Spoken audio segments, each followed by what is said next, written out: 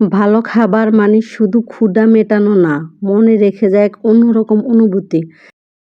তাই তো তোমাদের জন্য আজকে নিয়ে এলাম মুরগির রোস্ট। এই খাবারটা সবাই বলে আমার হাতে নাকি অনেক ভালো হয়। তাই তো ভাবলাম তোমাদের সাথে শেয়ার করি। দেখি তোমরা কি বলো। দেখো আমি এভাবে রান্নাগুলো করলাম, স্টেপ বাই স্টেপগুলো দেখলে এভাবে তোমরা ঘরোয়াভাবে সুস্বাদুভাবে মুরগির রোস্ট রান্না করতে পারবা। ভালোবাসার বন্ধুরা পাশে থেকে সম্পূর্ণ ভিডিওটা দেখে যাও। তোমাদের কোন খাবারটি সবচাইতে পছন্দের কমেন্ট বক্সে লিখে যাও।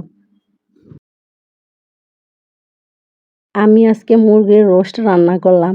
প্রতিটা পদক্ষেপ ক্লিয়ারভাবে স্টেপ বাই স্টেপ তোমাদেরকে দেখানোর চেষ্টা করেছি। তোমরা যদি পুরো ভিডিওটা দেখো তাহলে পুরোপুরিভাবে ভালো মানের রোস্ট রান্না করা শিখতে পারবা।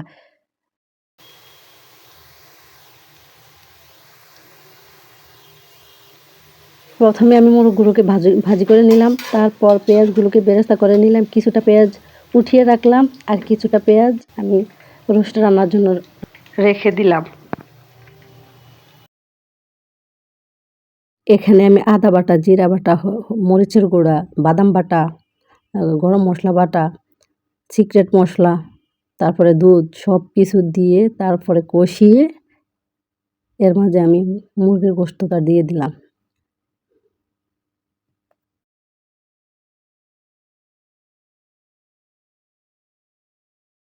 গোশতটা দেওয়ার পর অনেকক্ষণ ভালোভাবে কষিয়ে নেব। কষিয়ে এর মাঝে কিছু জল দিয়ে দেব। দেখো বন্ধুরা খুব ইজিলি আমার মোরগের রোস্ট হয়ে গেল। কালারটা দেখছো কত লোভনীয় হয়েছে। বন্ধুরা তোমাদের কাছে কেমন হয়েছে তোমরা আমাকে জানাবা। ভালো থেকো বন্ধুরা, ভালোবাসা অবিরাম।